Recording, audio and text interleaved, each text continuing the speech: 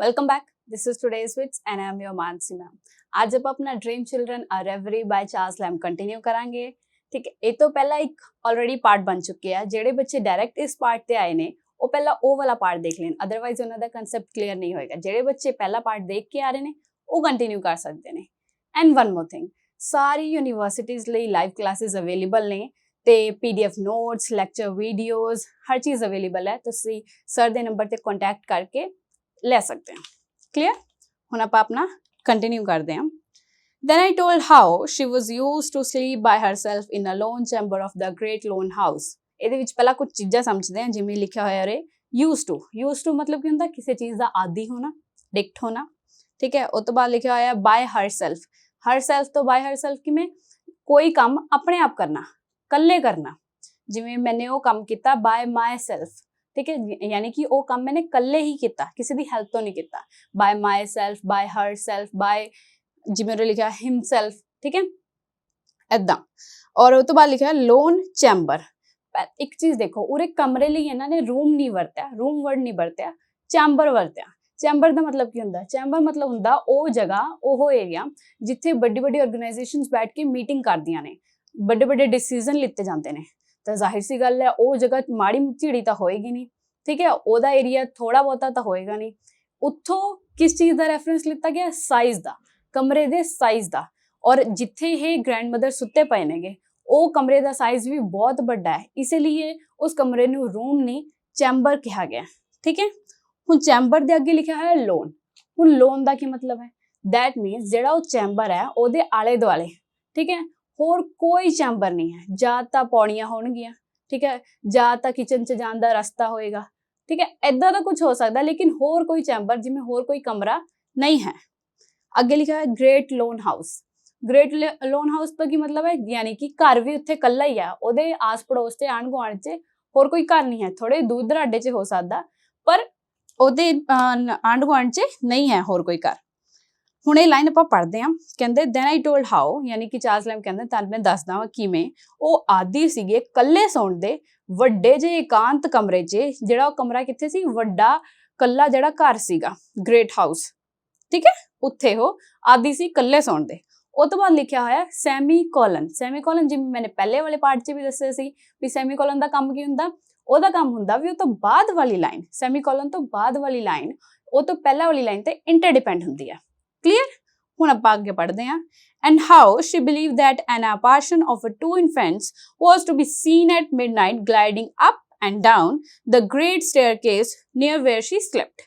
ਹੁਣ ਦੇਖੋ Charles lamb ਕੀ ਦੱਸ ਰਹੇ। ਕਹਿੰਦੇ ਨਾਲੇ ਉਹਨਾਂ ਨੂੰ ਕਿਵੇਂ ਵਿਸ਼ਵਾਸ ਸੀ, ਕੌਣ? ਗ੍ਰੈਂਡ ਮਦਰ ਮਿਸਿਸ ਫੀਲਡ ਨੂੰ ਵਿਸ਼ਵਾਸ ਸੀ ਵੀ ਉਹਨਾਂ ਨੂੰ ਅਪਾਰਸ਼ਨ ਮਤਲਬ ਹੁੰਦਾ ਆਤਮਾਵਾਂ ਦਿਖਦੀਆਂ ਸੀ। ਦੋ ਬੱਚਿਆਂ ਦੀਆਂ, ਟੂ ਇਨਫੈਂਟਸ, ਦੋ ਬੱਚਿਆਂ ਦੀਆਂ ਆਤਮਾਵਾਂ ਦਿਖਦੀਆਂ ਸੀ। ਕਦੋਂ? ਐਟ ਮਿਡਨਾਈਟ, ਅੱਧੀ ਰਾਤੀ ਦਿਖਦੀਆਂ ਸੀ। ਗਲਾਈਡਿੰਗ ਅਪ ਐਂਡ ਡਾਊਨ, ਔਰ ਜਿਹੜੀ ਉਹ ਆਤਮਾਵਾਂ ਸੀ ਉਹ ਕੀ ਕਰਦੀਆਂ ਸੀ? Gliding up and down. ਹੁਣ ਦੇਖੋ ਗਲਾਈਡਿੰਗ ਦਾ ਮਤਲਬ ਕੀ ਹੁੰਦਾ? ਗਲਾਈਡਿੰਗ ਦਾ ਮਤਲਬ ਹੁੰਦਾ ਕੋਈ ਵੀ ਕੰਮ ਬਿਨਾਂ ਸ਼ੋਰ ਮਚਾਏ, ਹੌਲੀ ਹੌਲੀ ਚੁੱਪਚਾਪ ਰਿਪੀਟ ਮੋਡ 'ਚ ਕਰਨਾ, ਉਹਨੂੰ ਕੀ ਕਹਿੰਦੇ ਆਪਾਂ? ਗਲਾਈਡਿੰਗ। ਤਾਂ ਉਹ ਆਤਮਾਵਾਂ ਕੀ ਕਰਦੀਆਂ ਸੀ? ਅੱਧੀ ਰਾਤ ਨੂੰ ਜਦੋਂ ਉਹਨਾਂ ਨੂੰ ਦਿਖਦੀਆਂ ਸੀ ਉਹ ਗਲਾਈਡਿੰਗ ਚੁੱਪਚਾਪ ਉੱਪਰ ਥੱਲੇ ਕਰਦੀਆਂ ਸੀ।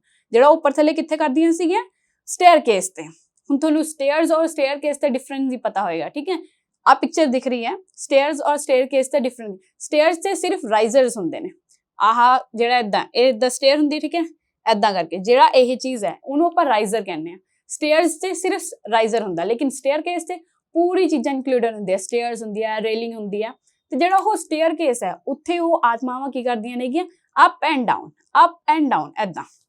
ਠੀਕ ਹੈ, ਤਾਂ ਇਹ ਕਰਦੇ ਹੋਏ ਉਹਨਾਂ ਨੂੰ ਦਿਖਦੀਆਂ ਨੇ ਕਿਹਨਾਂ ਨੂੰ? ਗ੍ਰੈਂਡ ਮਦਰ ਨੂੰ।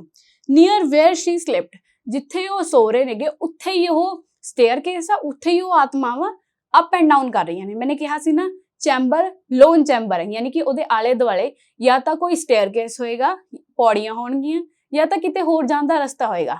ਤਾਂ ਕੀ ਹੈ? ਸਟੇਅਰਕੇਸ ਹੈ। ਕਲੀਅਰ? ਅੱਗੇ ਪੜ੍ਹਦੇ ਹਾਂ। But she said those innocents would do her no harm.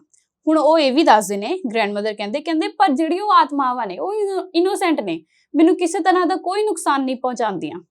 ਹੁਣ ਇੱਕ ਚੀਜ਼ ਯਾਦ ਕਰੋ, ਇਨੋਸੈਂਟ ਆਤਮਾਵਾਂ, ਦੋ ਬੱਚੇ, ਕੁਛ ਯਾਦ ਆਇਆ ਜਦੋਂ ਆਪਾਂ ਪਹਿਲੇ ਪਾਰਟ 'ਚ ਪੜ੍ਹਿਆ ਸੀ ਡ੍ਰੀਮ ਚਿਲਡਰਨ 'ਚ, ਚਿਲਡਰਨ ਇਨ ਦਾ ਵੁੱਡ, ਇਹ ਬੈਲਟ ਪੜਿਆ ਸੀ ਨਾ ਆਪਾਂ, ਉਹਦੇ ਵਿੱਚ ਵੀ 2 ਹੀ ਬੱਚੇ ਸੀ, ਮਾਰ ਦਿੱਤਾ ਗਿਆ ਸੀ, ਉਹ ਵੀ ਇਨੋਸੈਂਟ ਹੀ ਸੀ। ਯਾਨੀ ਕਿ ਜਿਹੜੀ ਇਹ 2 ਆਤਮਾਵਾਂ ਨੇ, ਉਹੀ 2 ਆਤਮਾਵਾਂ ਨੇ ਜਿਹੜੀ ਚਿਲਡਰਨ ਇਨ ਦਾ ਵੁੱਡ 'ਚ ਸੀ। ਠੀਕ ਹੈ, ਹੁਣ ਅੱਗੇ ਪੜ੍ਹਦੇ ਹਾਂ। And how frightened I used to be. ਹੁਣ ਚਾਰਲਸ ਲੈਮ ਆਪਣਾ ਦੱਸ ਰਹੇ ਨੇ, ਕਹਿੰਦੇ ਪਰ ਮੈਂ ਉਸ ਟਾਈਮ ਤੇ ਬਹੁਤ ਡਰ ਜਾਇਆ ਕਰਦਾ ਸੀ। ਠੀਕ ਹੈ, ਮੈਨੂੰ ਬਹੁਤ ਡਰ ਲੱਗਦਾ ਸੀ। ਹੁਣ ਜ਼ਾਹਿਰ ਸੀ ਗੱਲ ਹੈ, ਭੂਤ ਪ੍ਰੇਤਾਂ ਦੀ ਗੱਲ ਹੋ ਰਹੀ ਹੈ, ਜਵਾਕ ਤਾਂ ਡਰ ਹੀ ਜਾਂਦੇ ਨੇ। ਠੀਕ ਹੈ, though in those days I had my maid to sleep with me. ਕਹਿੰਦੇ ਉਹਨੂੰ ਚਾਰਲਸ ਲੈਮ ਨੂੰ ਡਰ ਲੱਗਦਾ ਸੀ, ਇਸੇ ਕਰਕੇ ਉਹ ਆਪਣੀ ਮੇਡ ਨੂੰ ਆਪਣੇ ਨਾਲ ਸਵਾਉਂਦਾ ਸੀ। ਠੀਕ ਹੈ, ਉਹਨੂੰ ਕਿਉਂਕਿ ਡਰ ਲੱਗਦਾ ਸੀ ਇਕੱਲੇ ਸੌਣ 'ਚ, ਇਸ ਲਈ ਉਹ ਕੀ ਕਹਿੰਦਾ ਸੀ, ਆਪਣੀ ਮੇਡ ਨੂੰ ਆਪਣੇ ਨਾਲ ਹੀ ਸਵਾ ਲੈਂਦਾ ਸੀ। ਛੋਟਾ ਸੀ ਨਾ, ਇਸੇ ਕਰਕੇ। Because he was never half so good ਔਰ ਰਿਲੀਜੀਅਸ ਐਜ਼ ਸ਼ੀ। ਹੁਣ ਕਿਉਂ ਉਹਨੂੰ ਡਰ ਕੇ ਲੱਗਦਾ ਸੀ? ਉਹਦੇ ਅੰਦਰ ਮਨ 'ਚ ਇਹ ਵਹਿਮ ਸੀ ਵੀ ਜਿਹੜੇ ਉਹ ਨੇਗੇ ਗ੍ਰੈਂਡ ਮਦਰ ਨੇਗੇ, ਉਹ ਤਾਂ ਇੰਨੇ ਧਾਰਮਿਕ ਨੇ, ਇੰਨੇ ਵਧੀਆ ਨੇਗੇ, ਉਹਨਾਂ ਨੂੰ ਤਾਂ ਆਤਮਾਵਾਂ ਕੁਝ ਕਹਿਣੋਂ ਰਹੀਆਂ, ਪਰ ਮੈਂ ਤਾਂ ਉਹਨਾਂ ਦਾ ਅੱਧਾ ਵੀ ਨਹੀਂ ਹੈਗਾ। ਮੈਂ ਤਾਂ ਉਹਨਾਂ ਦਾ, ਜਿੰਨੇ ਉਹ ਧਾਰਮਿਕ ਨੇ, ਮੈਂ ਤਾਂ ਉਹਨਾਂ ਦਾ ਅੱਧਾ ਵੀ ਧਾਰਮਿਕ ਨਹੀਂ ਹੈਗਾ, ਤਾਂ ਮੈਨੂੰ ਤਾਂ ਉਹ ਕਹਿ ਜਾਣਗੇ ਜਿਹੜਾ ਕੁਝ ਕਹਿਣਾ ਹੋਊਗਾ, ਹੈ ਨਾ। ਤਾਂ ਇਸ ਕਰਕੇ ਉਹਨੂੰ ਡਰ ਲੱਗਦਾ ਸੀ, ਇਸੇ ਕਰਕੇ ਉਹ ਮੇਡ ਨੂੰ ਆਪਣੇ ਨਾਲ ਸਵਾਉਂਦਾ ਸੀ। ਅੱਗੇ ਦੇਖੋ ਲੱਗਿਆ ਹੋਇਆ EM ਡੈਸ਼। ਹੁਣ EM ਡੈਸ਼ ਦਾ ਕੀ ਮਤਲਬ? ਮੈਨੇ ਪਹਿਲੇ ਪਾਰਟ 'ਚ ਵੀ ਦੱਸਿਆ ਸੀ, EM ਡੈਸ਼ ਦਾ ਮਤਲਬ ਹੁੰਦਾ ਵੀ ਰਾਈਟਰ, ਯਾਨੀ ਹੁਣ ਆਪਾਂ ਐਸੇ ਪੜ੍ਹ ਰਹੇ ਹਾਂ ਤਾਂ ਐਸੇਇਸਟ ਉਰੇ ਰੁਕਿਆ ਤੇ ਸੋਚਣ ਲੱਗਿਆ, ਫਿਰ ਨਵੀਂ ਗੱਲ ਸ਼ੁਰੂ ਕਰਦਾ। ਐਂਡ ਯੈਟ ਆਈ ਨੈਵਰ ਸੌ ਦ ਇਨਫੈਂਟਸ। ਹੁਣ ਚਾਰਲਸ ਲੈਮ ਕਹਿੰਦੇ ਹਾਂ, ਹਾਲਾਂਕਿ ਮੈंने ਉਹ 2 ਬੱਚਿਆਂ ਨੂੰ ਕਦੇ ਦੇਖਿਆ ਨਹੀਂ, ਯਾਨੀ ਉਹ 2 ਬੱਚਿਆਂ ਦੀ ਕਦੇ ਆਤਮਾਵਾਂ ਨੂੰ ਕਦੇ ਵੇਖਿਆ ਨਹੀਂ, ਪਰ ਫਿਰ ਵੀ ਡਰ ਲੱਗਦਾ ਤਾਂ ਲੱਗਦਾ ਹੀ ਸੀ। ਹੁਣ ਦੇਖੋ ਇਹ ਵਾਲੀ ਗੱਲ ਜਦੋਂ ਚਾਰਲਸ ਲੈਮ ਆਪਣੇ ਬੱਚਿਆਂ ਨੂੰ ਸੁਣਾ ਰਹੇ ਸੀ, ਕੌਣ ਬੱਚੇ ਨੇਗੇ? ਜੌਨ ਤੇ ਐਲਿਸ, ਆਪਾਂ ਪਹਿਲੇ ਪਾਰਟ 'ਚ ਪੜ੍ਹ ਚੁੱਕੇ ਹਾਂ। Here John expanded all his eyebrows and tried to look courageous। ਕਹਿੰਦੇ ਜਿਹੜਾ ਉੱਥੇ ਬੈਠਾ ਬੱਚਾ ਜੌਨ, ਉਹ ਵੀ ਬੱਚਾ ਹੀ ਆ। ਹੁਣ ਉਹਦੇ ਪਾਪਾ ਯਾਨੀ ਕਿ ਚਾਰਲਸ ਲੈਮ ਥੋੜੇ ਭੂਤ ਪ੍ਰੇਤਾਂ ਵਾਲੀ ਗੱਲਾਂ ਕਰ ਰਹੇ ਨੇ। ਠੀਕ ਹੈ, ਬੱਚਾ ਡਰ ਤਾਂ ਲੱਗਦਾ ਹੀ ਹੈ, ਪਰ ਉਹ ਕੀ ਕਰ ਰਿਹਾ, ਆਪਣੇ ਆਪ ਨੂੰ ਬਹਾਦਰ ਦਿਖਾਉਣ ਲਈ ਉਹ ਕੀ ਕਰ ਰਿਹਾ, ਆਪਣੀ ਆਈਬ੍ਰੋਜ਼ ਨੂੰ ਐਕਸਪੈਂਡ ਕਰ ਰਿਹਾ, ਫੈਲਾ ਰਿਹਾ ਵਾ ਐਂ ਕਰਕੇ ਵੀ ਨਹੀਂ ਪਾਪਾ ਮੈਂ ਡਰ ਨਹੀਂ ਰਿਹਾ, ਮੈਂ ਬਹੁਤ ਹੀ ਬਰੇਵ ਆ, ਮੈਂ ਪੂਰੇ ਧਿਆਨ ਨਾਲ ਤੁਹਾਡੀ ਗੱਲ ਸੁਣ ਰਿਹਾ ਵਾਂ, ਆਪਣੇ ਆਪ ਨੂੰ ਕਰੇਜੀਅਸ ਯਾਨੀ ਕਿ ਬਰੇਵ ਦਿਖਾਉਣ ਲਈ। ਹੁਣ ਦੇਖੋ ਇਹਦੇ ਅੱਗੇ, ਇਹ ਤੋਂ ਅੱਗੇ ਦੱਸਣਗੇ ਚਾਰਲਸ ਲੈਮ ਵੀ ਉਹ ਕਿੱਦਾਂ ਉਹ ਵੱਡੇ ਜਿਹੇ ਘਰ 'ਚ ਟਾਈਮ ਸਪੈਂਡ ਕਰਦੇ ਸੀ ਆਪਣਾ। ਇੱਕ ਹੋਰ ਚੀਜ਼, ਇਹ ਤੋਂ ਬਾਅਦ ਜਿਹੜਾ ਇਹ ਸੈਂਟੈਂਸ ਹੈ ਦੈਨ ਆਈ ਟੋਲਡ ਤੋਂ ਸ਼ੁਰੂ ਹੋਏਗਾ, ਇਹ ਬਹੁਤ ਵੱਡਾ ਸੈਂਟੈਂਸ ਹੈ, ਖਤਮ ਹੋਣ ਤੇ ਨਹੀਂ ਆਣਾ ਇਹਨੇ। ਪਰ ਇਹ ਜਿਹੜਾ ਪ੍ਰੋਜ਼ ਸਟਾਈਲ ਹੈ ਵੱਡੇ ਸੈਂਟੈਂਸਿਸ ਦਾ, ਇਹ ਤੁਹਾਨੂੰ ਸਿਰਫ ਚਾਰਲਸ ਲੈਮ 'ਚ ਹੀ ਮਿਲੇਗਾ, ਕਿਉਂਕਿ ਇਹ ਉਹਨਾਂ ਦਾ ਹੀ ਹੈ। ਹੁਣ ਚਲੋ ਪੜ੍ਹਦੇ ਹਾਂ। Then he told how good she was to all her grandchildren having us to the great house in the holidays। ਹੁਣ ਉਹ ਕਹਿੰਦੇ, ਚਾਰਲਸ ਲੈਮ ਕਹਿੰਦੇ ਵੀ ਉਹ ਜਿਹੜੇ ਮਿਸਿਸ ਫੀਲਡ ਸੀ, ਉਹ ਕਿੰਨਾ ਖੁਸ਼ ਹੋ ਜਾਇਆ ਕਰਦੇ ਸੀ ਆਪਣੇ ਗ੍ਰੈਂਡ ਚਿਲਡਰਨਸ ਨੂੰ ਆਪਣੇ ਕੋਲ ਛੁੱਟੀਆਂ ਬਿਤਾਉਂਦੇ ਦੇਖ। ਜਦੋਂ ਉਹਨਾਂ ਦੇ ਗ੍ਰੈਂਡ ਚਿਲਡਰਨਸ ਯਾਨੀ ਕਿ ਚਾਰਲਸ ਲੈਮ, ਉਹਨਾਂ ਦੇ ਭਰਾ ਜੌਨ ਲੈਮ, ਸਾਰੇ ਜਣੇ ਜਦੋਂ ਉਹਨਾਂ ਕੋਲ ਆ ਜਾਂਦੇ ਸੀ ਮਿਸਿਸ ਫੀਲਡ ਕੋਲ, ਉਹਨਾਂ ਦੇ ਵੱਡੇ ਜਿਹੇ ਘਰ 'ਚ ਛੁੱਟੀਆਂ ਕੱਟਣ, ਤਾਂ ਉਹ ਬੜੇ ਖੁਸ਼ ਹੋ ਜਾਇਆ ਕਰਦੇ ਸੀ। where I in particular used to spend many hours by myself। ਕਹਿੰਦੇ ਪਰ ਮੈਂ ਜ਼ਿਆਦਾਤਰ ਆਪਣੇ ਨਾਲ ਹੀ ਟਾਈਮ ਬਿਤਾਉਂਦਾ ਸੀ। ਕੌਣ? Charles lamb.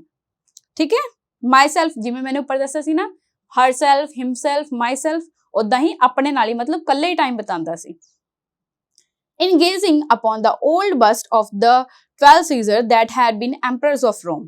ਹੁਣ ਕਹਿੰਦੇ ਹੁਣ ਉਹ ਇਕੱਲੇ ਟਾਈਮ ਬਿਤਾ ਰਹੇ ਨੇ, that means ਉਹ ਕਿਸੇ ਹੋਰ ਨਾਲ ਗੱਲ ਤਾਂ ਕਰ ਸਕਦੇ ਨਹੀਂ, ਕੁਛ ਨਾ ਕੁਛ ਕਰੀ ਜਾਣਗੇ, ਹੈ ਤਾਂ ਉਹ ਕੀ ਕਰਦੇ ਸੀ? ਗੇਜ਼ਿੰਗ ਮਤਲਬ ਹੁੰਦਾ ਇੱਕ ਟੱਕ ਦੇਖਣਾ, ਬਿਨਾਂ ਥੱਕੇ ਬਿਨਾਂ ਰੁਕੇ।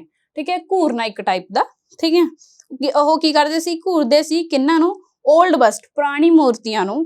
ਔਰ ਉਹ ਪੁਰਾਣੀ ਮੂਰਤੀਆਂ ਕਿੰਨਾਂ ਦੀਆਂ ਸੀਗੀਆਂ? 12 ਸੀਜ਼ਰਸ ਦੀਆਂ। ਹੁਣ 12 ਸੀਜ਼ਰ ਕੌਣ ਸੀਗੇ? ਇਹ ਰੋਮ ਦੇ ਐਂਪਰਰ ਸੀਗੇ, ਉਹਨਾਂ ਦੀਆਂ ਮੂਰਤੀਆਂ ਬਣੀਆਂ ਹੋਈਆਂ ਸੀਗੀਆਂ, ਉਹਨਾਂ ਨੂੰ ਇਹ ਘੂਰਿਆ ਕਰਦੇ ਸੀ। ਹੁਣ ਦੇਖੋ ਮੂਰਤੀਆਂ ਕਈ ਤਰ੍ਹਾਂ ਦੀਆਂ ਹੁੰਦੀਆਂ ਨੇ, ਹੈਡ ਤੋਂ ਲੈ ਕੇ ਟੋ ਤੱਕ, ਹੈਡ ਤੋਂ ਲੈ ਕੇ ਨੀ ਤੱਕ, ਲੇਕਿਨ ਜਿਹੜੇ ਇਹ ਬਸਟ ਹੈ, ਬਸਟ ਦਾ ਮਤਲਬ ਕੀ ਹੈ? ਬਸਟ ਮਤਲਬ ਜਿਹੜੀ ਮੂਰਤੀਆਂ ਸਿਰਫ ਬ੍ਰੈਸਟ ਤੱਕ ਹੋਣ। ਠੀਕ ਹੈ, ਜਿੰਨੇ ਕਿ ਆਪਾਂ ਆਪਣੇ ਪਾਸਪੋਰਟ ਸਾਈਜ਼ 'ਚ ਦਿਖਦੇ ਆ ਨਾ, ਪਾਸਪੋਰਟ ਸਾਈਜ਼ ਦੀ ਫੋਟੋ 'ਚ ਜਿੰਨਾ ਉਹ 'ਚ ਦਿਖ ਰਿਹਾ ਉਨੇ ਹੀ ਸਾਈਜ਼ ਦੀਆਂ ਮੂਰਤੀਆਂ। ਕਲੀਅਰ? ਹੁਣ ਅੱਗੇ ਪੜ੍ਹਦੇ ਹਾਂ। till the old marble heads would seem to live again or I to be turned into the marble with them।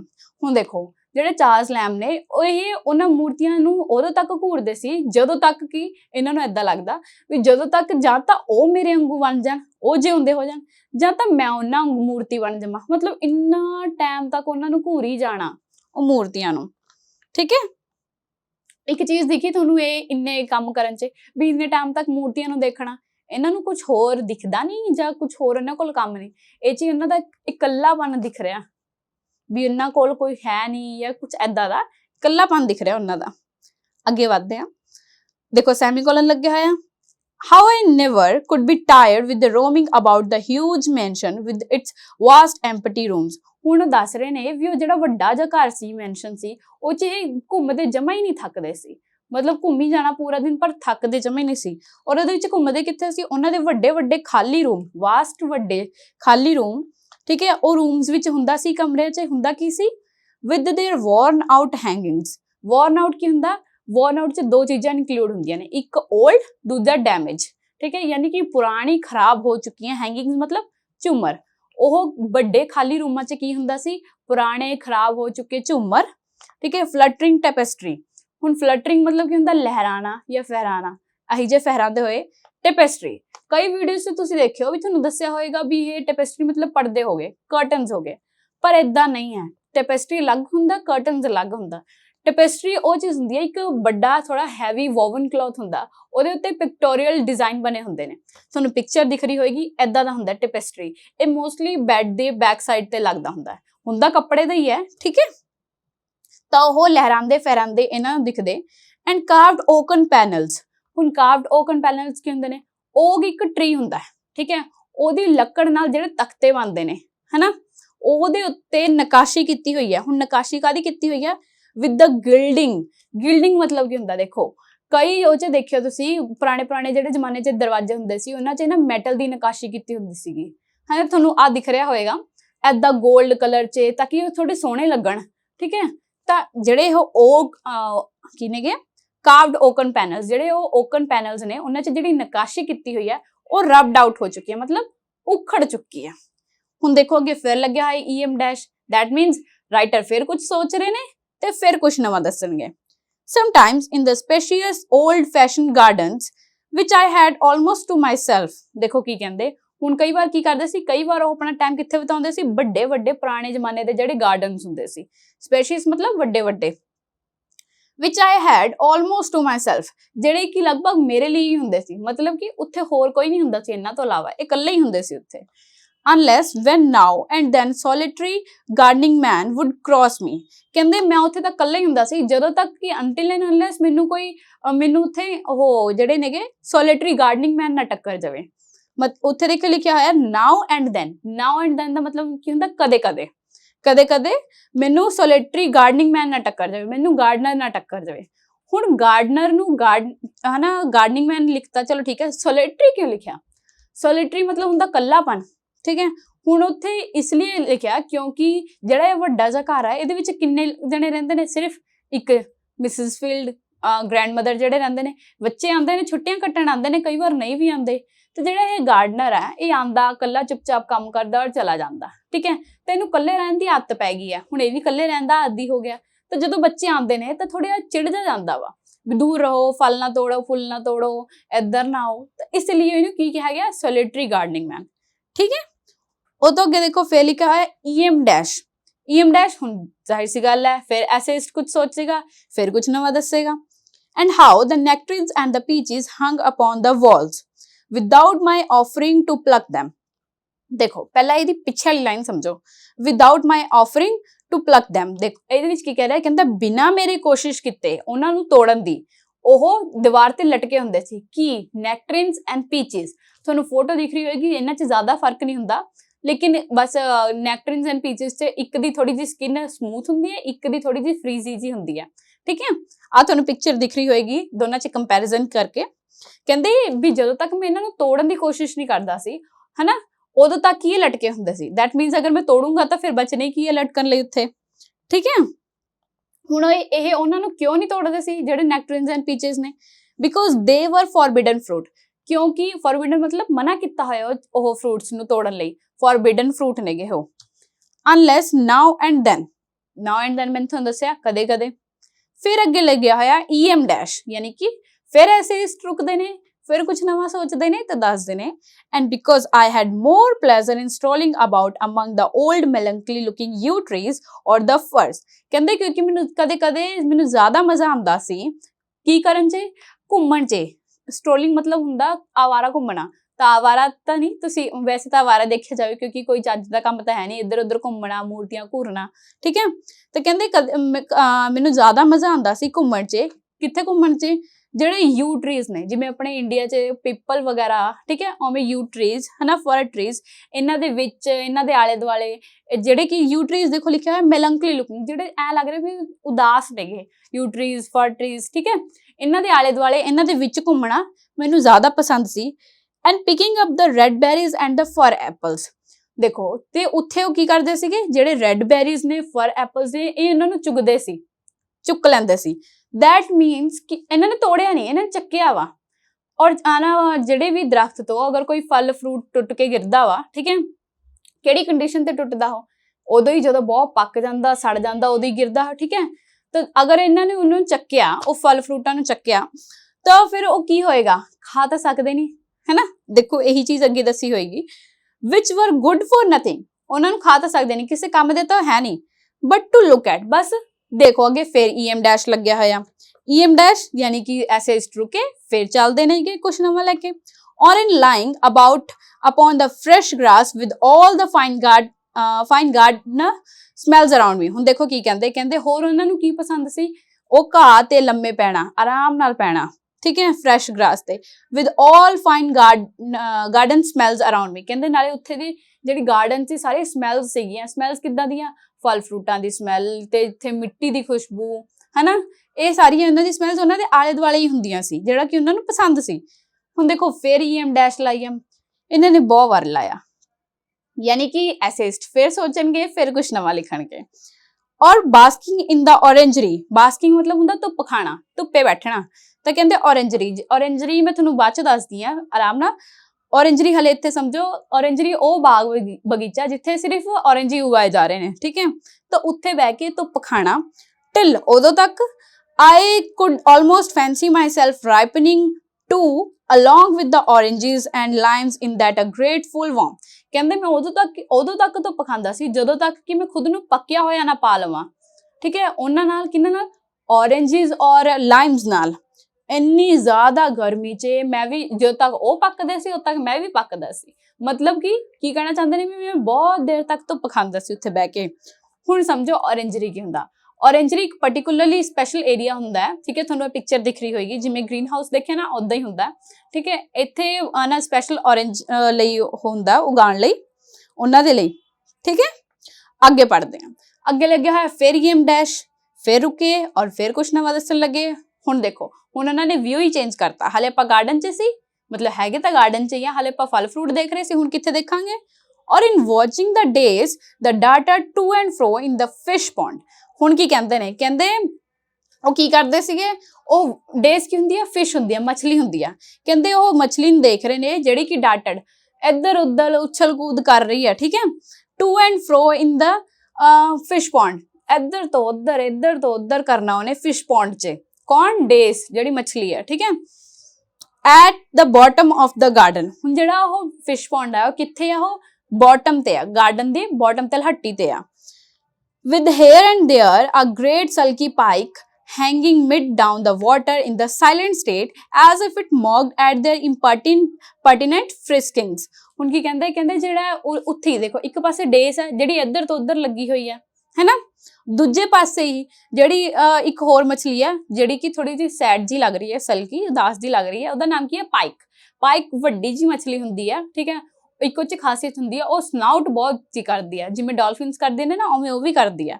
ਉਹ ਕੀ ਕਰ ਰਹੀ ਹੈ? ਚੁੱਪਚਾਪ ਪਾਣੀ 'ਚ ਚੁੱਪਚਾਪ ਖੜੀ ਹੈ, ਗੱਬੇ, ਠੀਕ ਹੈ, ਮਿਡਵੇ ਪਾਣੀ ਦੇ ਵਿੱਚ ਵਿਚਾਲੇ ਖੜੀ ਹੈ, ਉਹ ਸਾਇਲੈਂਟ ਸਟੇਟ 'ਚ ਚੁੱਪਚਾਪ ਖੜੀ ਹੈ। ਔਰ ਕੀ ਦੇਖ ਰਹੀ ਹੈ?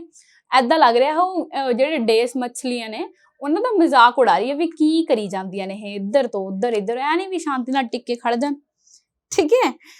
ਤੇ ਅੱਗੇ ਦੇਖੋ ਫਿਰ ਈਐਮ ਡੈਸ਼ ਲੱਗਿਆ ਹੋਇਆ। I had more pleasure in these busy idle diversion than in all the sweet flavors of peaches, nectarines, oranges and such like common baits of children।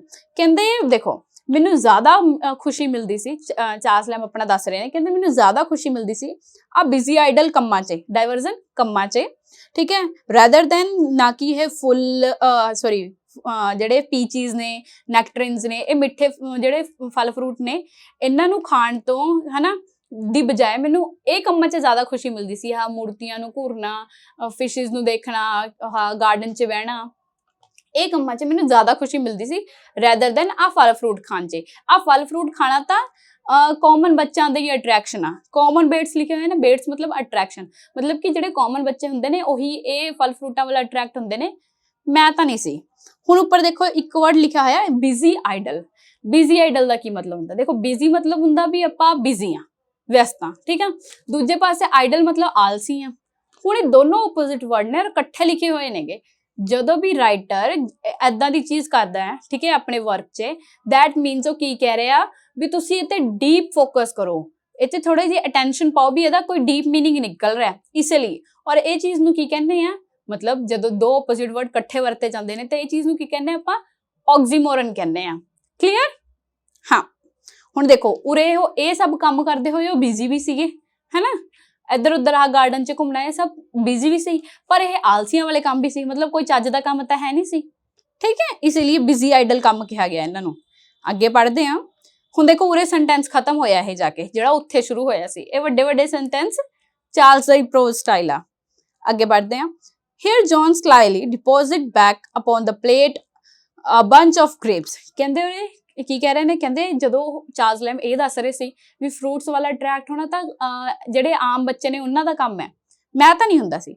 ਤਾਂ ਫਿਰ ਜਿਹੜਾ ਜੌਨ ਆ ਸਲਾਈਲੀ ਯਾਨੀ ਹੌਲੀ ਨਾਲ ਚੁੱਪਚਾਪ ਉਹਨੇ ਫਟਾਫਟ ਜਿਹੜੇ ਉਹ ਸੀਗੇ ਅੰਗੂਰਾਂ ਦਾ ਗੁੱਛਾ ਚੱਕਿਆ ਸੀ, ਉਹਨੇ ਚੁੱਪਚਾਪ ਵਾਪਿਸ ਪਲੇਟ 'ਚ ਰੱਖਤਾ। ਡਿਪੋਜ਼ਿਟ ਵਾਪਿਸ ਰੱਖਤਾ ਉਹਨੇ ਚੁੱਪਚਾਪ।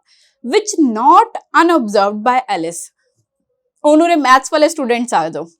ਦੇਖੋ ਨਾਟ ਨੈਗੇਟਿਵ, ਅਨਅਬਜ਼ਰਵਡ ਇਹਦੇ ਵਿੱਚ ਅਨ ਵੀ ਨੈਗੇਟਿਵ, ਨੈਗੇਟਿਵ ਕੀ ਹੋ ਜਾਂਦੇ ਨੇ? ਪੋਜ਼ਿਟਿਵ, ਯਾਨੀ ਕਿ ਦੇਖਿਆ। ਹੁਣ ਇੰਗਲਿਸ਼ ਵਾਲੇ ਆ ਜਾਓ।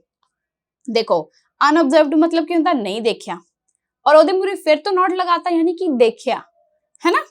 ਤੇ ਯਾਨੀ ਜਿਹੜਾ ਜਦੋਂ ਜੌਨ ਨੇ ਉਹ ਗੁੱਛਾ ਰੱਖਿਆ ਪਲੇਟ 'ਚ ਤਾਂ ਐਲਿਸ ਨੇ ਉਹਨੂੰ ਦੇਖ ਲਿਆ ਰੱਖਦੇ ਹੋਏ। He had meditated dividing with her।